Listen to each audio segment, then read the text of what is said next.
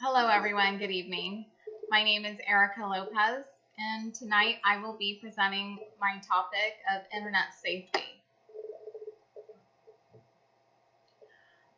So, there's a lot of things that we teach our children. We teach them how to crawl, we teach them how to walk, we teach them how to ride a bike, we teach them how to drive a car. But how many of us have actually sat down and taught our children how to navigate safely online? Not a conversation that many parents are looking forward to having, but one that needs to be had. So the target audience for this speech is going to be for school-aged children and parents of school-aged children. What we're going to do is start off by talking about the percentage of kids that are online. According to the Pew Research Center, which was published a study saying that 92% of teens report to going online daily, including 24% who say they go online almost constantly.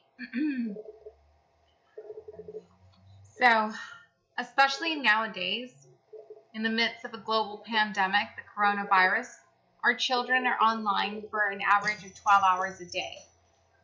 That's 6 to 7 hours of Zoom for their class, 2 hours of homework, and then the rest of the time gaming, social media, YouTube, internet surfing. As a mother of a 9-year-old, this realization has made me scared because I think about the effects of too much screen time and the possibility of strangers attempting to connect with my child or bully my child. As some of you are familiar with, there is a show on MSNBC. It's called To Catch a Predator. And the first thing that I can relate to this is the internet use. So predators are online and they're in the chat rooms of online games, and they start chatting away with our children. Unknowingly, our children are going to answer questions, personal questions such as, their name, how old they are, and what city they live in. This is very scary because with our technology being as advanced as it is not very difficult for somebody to pinpoint a location and even start stalking your child or, even attempt to meet up with your child for the wrong reasons. According to the FBI, there are over 22,000 internet-related crimes that occur each month. 22,000 internet crimes each month. So let's go over what kind of internet crimes we have. We have internet crimes that vary from child sex predators, financial crimes, threats, bullying. Every year, thousands of children fall victim to these crimes. And these crimes can even be as aggressive as kidnapping, violent attacks, sexual abuse, cyberbullying, and ultimately suicide. And the reason that this happens is because there's a lot of interaction that's happening online that parents aren't aware about. So children are in their room, they're on their computer, they're being very quiet and secretive, and, next thing you know, child is really depressed and you go knock on their door and they're hanging by their sheets. That is a scary thing. And then upon further investigation, parents find out that, oh my gosh, my child has been bullied or been humiliated online, and that affected their personal image and their social image, that they just felt like this is something that they can never come clean from, which I feel that our children should never feel like that.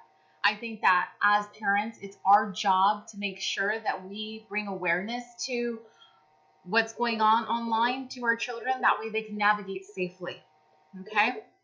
So there's red flags that are going to start before any major damage.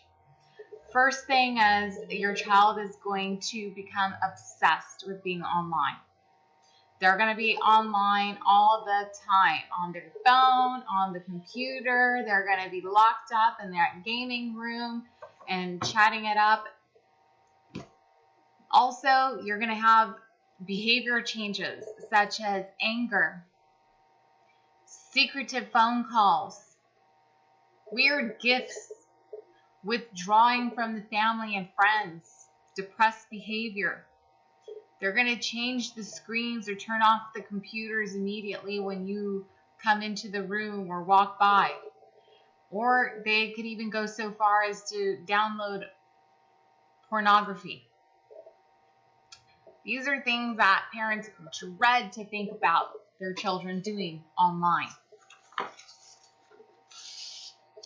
About 30% of victims of internet sexual exploitation are boys. Internet predators tend to fall between the ages of 18 and 55 years old. Teens are 10 times more likely to meet with a stranger than children. Children are 10 times more likely to give out personal information than teenagers. According to the FBI, in America, there's over 800,000 registered sex offenders. 3 out of 4 children will have been contacted by an internet predator of some sort. And let's go into this percentage right here about Facebook. 33% of teens are Facebook, Instagram, and TikTok friends with people that they don't even know. So 33% of our children are friends with strangers who have access to their personal webpage, to their photos, to information of who their friends are, what school they go to, what city they live in, what university they're at. That's very bewildering, actually.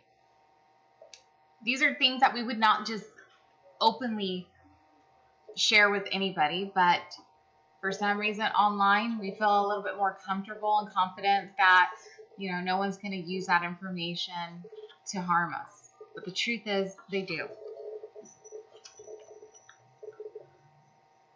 So let's talk about the types of internet predators there are. We have the gatherer. The gatherer is a predator that just gathers information, saves pictures, inappropriate images.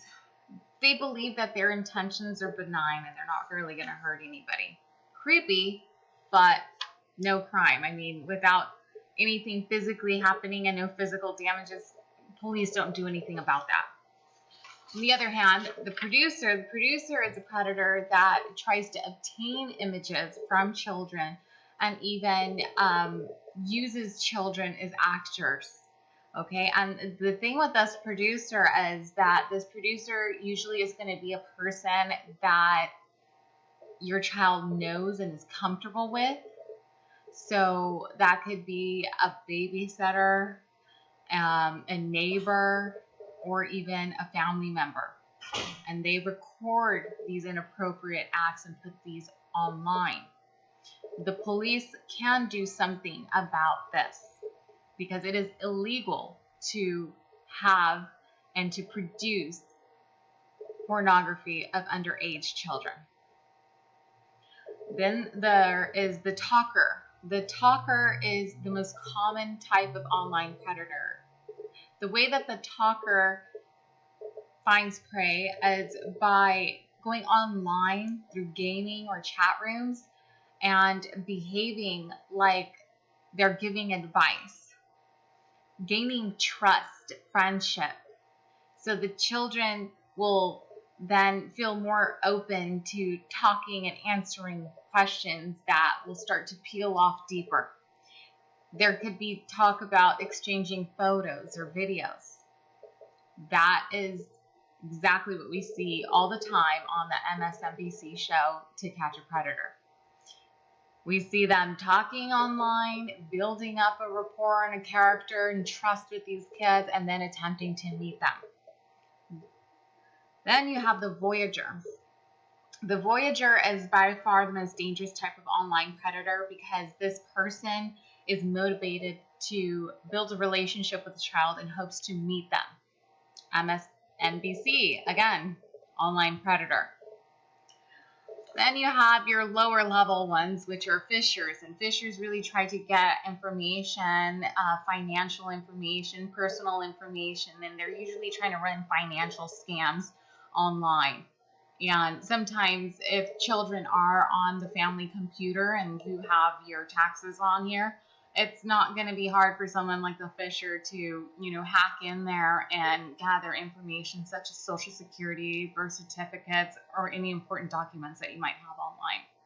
So we must be very cautious and careful about what we have online to display to the world, and we also need to teach our children how to be cautious and careful about what they say online to these people that they're chatting with.